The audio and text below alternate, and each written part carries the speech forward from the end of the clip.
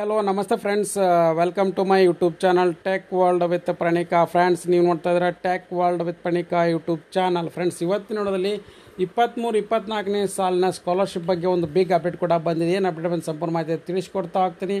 ತಪ್ಪು ಸ್ಕಿಪ್ ಮಾಡೋದು ಪೂರ್ತಿಯಾಗಿ ನೋಡಿ. ಹಾಗೆ ನಿಮಗೆ ಇಷ್ಟ ಆದರೆ ಒಂದು ಲೈಕ್ ಶೇರು ಸಬ್ಸ್ಕ್ರೈಬ್ ಮಾಡಿ. 2023-24ನೇ ಸಾಲಿನಲ್ಲಿ ಸಾಕಷ್ಟು ಜನ ವಿದ್ಯಾರ್ಥಿ ಸ್ಕಾಲರ್ಶಿಪ್ನ ಪಡ್ಕೊಂಡಿದ್ದಾರೆ. ಇನ್ನೂ ಕೆಲವೊಂದು ವಿದ್ಯಾರ್ಥಿಗಳಿಗೆ ಬಂದೇ ಇಲ್ಲ. ಅಂಥ ಒಂದು ವಿದ್ಯಾರ್ಥಿಗಳಿಗೆ ಒಂದು ರಾಜ್ಯ ವಿದ್ಯಾರ್ಥಿ ತಂತ್ರಾಂಶದ ಬಿಗ್ ಶಾಕ್ ನ್ಯೂಸ್ ಕೂಡ ಬಂದಿದೆ. ಏನಪ್ಪ ಅಂದರೆ ಆಲ್ರೆಡಿ ಈಗ 23-24ನೇ ಸಾಲಿನ ಏನಪ್ಪ ಅಂದರೆ ತಂತ್ರಾಂಶದ ಏನು ಅರ್ಜಿ ಸ್ವೀಕೃತಿ ಇತ್ತು, ಆ ವೆಬ್ಸೈಟ್ ಇತ್ತು, ಅದನ್ನು ಏನು ನಿಲ್ಲಿಸಲಾಗಿದೆ ಅಂತ ಕ್ಲಿಯರ್ ಕಟ್ಟಾಗಿ ಮೆನ್ಷನ್ ಮಾಡಿದ್ದಾರೆ. ಅಂದರೆ ಆಲ್ರೆಡಿ 23-24ನೇ ಸಾಲಿನ ವಿದ್ಯಾರ್ಥಿ ವೇತನ ಯಾರು ಪಡ್ಕೊಂಡಿದ್ದಾರೆ ಅಂತ ಎಲ್ಲ ವಿದ್ಯಾರ್ಥಿಗಳಿಗೆ ಕೂಡ ಇದು ಏನಪ್ಪ ಅಂದರೆ ಅಪ್ಲಿಕೇಬಲ್ ಆಗುತ್ತೆ. ಆಲ್ರೆಡಿ ಈಗ ಪೆಂಡಿಂಗ್ ಇರ್ತಕ್ಕಂಥ ವಿದ್ಯಾರ್ಥಿಗಳಿಗೆ ಏನಪ್ಪ ಅಂದರೆ ಈಗ ಹೊಸದಾಗಿ ಆ ಅಮೌಂಟು ಅಥವಾ ಬಜೆಟ್ ಏನು ರಿಲೀಸ್ ಆಗುತ್ತೆ ಆವ ನಂತರ ಮಾತ್ರ ಆ ವಿದ್ಯಾರ್ಥಿಗಳ ಅಕೌಂಟಿಗೆ ಅಮೌಂಟ್ನ ರಿಲೀಸ್ ಮಾಡ್ತೀವಿ. ಯಾವುದೇ ಒಂದು ಹೊಸ ಅಪ್ಲಿಕೇಶನ್ ಇರ್ಬೋದು, ಮಾಡಿಫಿಕೇಷನ್ ಇರ್ಬೋದು ಅಥವಾ ತಿದ್ದುಪಡಿ ಇರ್ಬೋದು, ಅಂಥವೆಲ್ಲ ಅರ್ಜಿಗಳನ್ನ ಕೂಡ 100% ನಿಲ್ಲಿಸಲಾಗಿದೆ ಅಂತಲೂ ಕೂಡ ಮಾಹಿತಿನ ಬಿಟ್ಟುಕೊಟ್ಟಿದ್ದಾರೆ. ಹಾಗಾಗಿ ಯಾರ ವಿದ್ಯಾರ್ಥಿಗಳು ತಮ್ಮ ಏನಪ್ಪ ಅಂದರೆ SC/ST ವಿದ್ಯಾರ್ಥಿಗೆ ಒಂದು ಆಪ್ಷನ್ ಕೂಡ ಕೊಟ್ಟಿದ್ದಾರೆ. ಹಾಗೆ ಮೆಡಿಕಲ್ ಸ್ಟೂಡೆಂಟ್ಸ್ಗಳಿಗೆ ಕೂಡ ಏನಪ್ಪ ಅಂದರೆ ಮೇ 31 ಇರ್ಬೋದು ತಿದ್ದುಪಡಿ ಮಾಡ್ಕೊಳ್ಳಿಕ್ಕೆ ಅವಕಾಶ ಮಾಡಿಕೊಟ್ಟಿದ್ದಾರೆ. ಅವೆಲ್ಲ ವಿದ್ಯಾರ್ಥಿಗಳಿಗೆ ಕೂಡ ಏನಪ್ಪ ಅಂದರೆ ಈಗ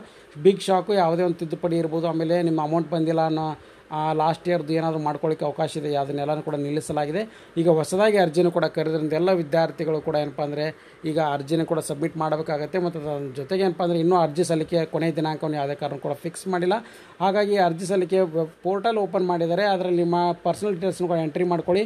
ಹಾಗೆ ಏನಪ್ಪ ಅಂದರೆ ವಿದ್ಯಾರ್ಥಿಗಳು ನಿಮ್ದು ಏನಾದರೂ ಈಗ ಅಕಾಡೆಮಿಕ್ ಡೀಟೇಲ್ಸ್ಗಳು ಇರ್ತಾವಲ್ಲ, ಸೊ ಅವೆಲ್ಲ ಡೀಟೇಲ್ಸ್ಗಳನ್ನು ಕೂಡ ಏನಪ್ಪ ಅಂದರೆ ನಿಮ್ಮ ಕಾಲೇಜ್ ಅಥವಾ ಯೂನಿವರ್ಸಿಟಿಯಿಂದ ಬೋರ್ಡಿಂದ ಏನಪ್ಪ ಅಂದರೆ SSPಗೆ ನೀವೇ ಅಂದರೆ ಕಳಿಸ್ಕೊಡ್ಬೇಕಾಗತ್ತೆ. ಅಥವಾ ನಿಮ್ಮ ಕಾಲೇಜಿನಲ್ಲಿ ಇರ್ತಕ್ಕಂಥ ಡೀಟೇಲ್ಸ್ಗಳು ಏನಪ್ಪ ಅಂದರೆ ನೀವು ಲಾಸ್ಟ್ ಇಯರ್ ಪಾಸ್ ಆಗಿದ್ದೀರೋ, ಫೇಲ್ ಆಗಿದ್ದೀರೋ, ಫೀಸ್ ಕಟ್ಟಿದ್ದೀರೋ, ಇವಾಗ ಅಡ್ಮಿಷನ್ ಆಗಿದ್ದೀರೋ ಇಲ್ಲೋ, ಇವೆಲ್ಲನೂ ಕೂಡ ಏನಪ್ಪ ಅಂದರೆ ಡೀಟೇಲ್ಸ್ಕೊಂಡು ಅಪ್ಡೇಟ್ ಮಾಡಿ SSP ಅವ್ರಿಗೆ ಏನಪ್ಪ ಅಂದರೆ ನಿಮ್ಮ ಬೋರ್ಡ್ ಅಥವಾ ಯೂನಿವರ್ಸಿಟಿಯಿಂದ ಕಳಿಸ್ಕೊಡ್ತಾರೆ. ನಂತರ ಮಾತ್ರ ನಿಮಗೆ ಅಂದರೆ 2ನೇ ಹಂತದಲ್ಲಿರ್ತಕ್ಕಂಥ ಸ್ಟೂಡೆಂಟ್ ಕಾಲೇಜ್ ಡೀಟೇಲ್ಸ್ಗಳು ಅಪ್ಡೇಟ್ ಮಾಡಲಿಕ್ಕೆ ಅವಕಾಶ ಮಾಡಿಕೊಡ್ತಾರೆ. ಅಲ್ಲಿವರೆಗೆ ಕೂಡ ಯಾವುದೇ ಒಂದು ವಿದ್ಯಾರ್ಥಿಗಳು ಕೂಡ ಕಾಲೇಜಿನ ವಿವರಗಳು ಫೆಚ್ ಆಗೋದಿಲ್ಲ. ಹಾಗೆ PUC ವಿದ್ಯಾರ್ಥಿಗಳು ಆಲ್ರೆಡಿ ಈಗ ಅವ್ರ ಕಾಲೇಜ್ಗಳು ಸ್ಟಾರ್ಟ್ ಆಗಿ 2 ತಿಂಗಳಾಗಿದೆ. ಸೊ ಅವೆಲ್ಲ ವಿದ್ಯಾರ್ಥಿಗಳು ಕೂಡ ಅವ್ರ ಬೋರ್ಡ್ PUC ಬೋರ್ಡಿಂದ SSPಗೆ ಆಲ್ರೆಡಿ ಟ್ರಾನ್ಸ್ಫರ್ ಆಗ್ತಾ ಇದ್ದಾವೆ. ಹಾಗೆ ವಿದ್ಯಾರ್ಥಿಗಳು ನಿಮ್ಮ ಯಾರು ವಿದ್ಯಾರ್ಥಿಗಳು ಈಗ ವಿದ್ಯಾಸಿರಿ ಅಮೌಂಟ್ ಬರಬೇಕಾಗಿದೆ ಅಂತೆಲ್ಲ ವಿದ್ಯಾರ್ಥಿಗಳು ಹಾಸ್ಟೆಲ್ಗೆ ಅಪ್ಲಿಕೇಶನ್ ಹಾಕಿ ನಂತರ ಹಾಸ್ಟೆಲ್ HMS ID ಬಂದು ಇಲ್ಲಿ ಪರ್ಟಿಕ್ಯುಲರ್ 4ನೇ ಹಂತ 4 ಅಂತಿದೆ ಸ್ಟೆಪ್ ಹಂತದಲ್ಲಿ ಎಂಟ್ರಿ ಮಾಡಿಕೊಂಡ್ರೆ ಮಾತ್ರ ನಿಮಗೆ ವಿದ್ಯಾಸಿರಿ ಅಮೌಂಟ್ ಕೂಡ ಬರುತ್ತೆ. ಎಲ್ಲ ಕ್ಯಾಟಗರಿ ವಿದ್ಯಾರ್ಥಿಗಳಿಗೆ ಇದು ಬಿಗ್ ನ್ಯೂಸ್ ಅಂತ ತಿಳಿಸ್ಕೊಡ್ತಾ ಇದ್ದೀನಿ.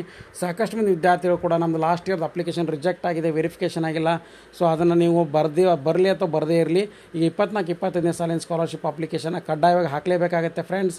ಹಾಗಾಗಿ ಇದೊಂದು ಬಿಗ್ ಅಪ್ಡೇಟ್ ಅಂತ ತಿಳಿಸ್ಕೊಡ್ತಾ ಇದ್ದೀನಿ. ಲೇಟೆಸ್ಟ್ ಆಗಿರ್ತಕ್ಕಂಥ ಎಲ್ಲ ಅಪ್ಡೇಟ್ ಚಾನಲ್ ಸಬ್ಸ್ಕ್ರೈಬ್ ಮಾಡಿ. And finally thanks for watching the video.